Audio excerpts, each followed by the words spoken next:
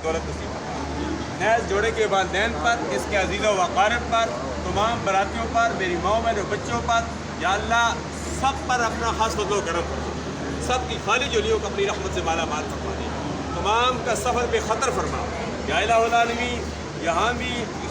نکاح ہو رہا ہے اور یہاں الحبیب ریسٹورنٹ شادی حال میں بھی تھوڑی دیر بعد نکاح ہے، یا اللہ اس سمیت یہاں بھی سنت نکاح ہو رہے، یا اللہ سب کو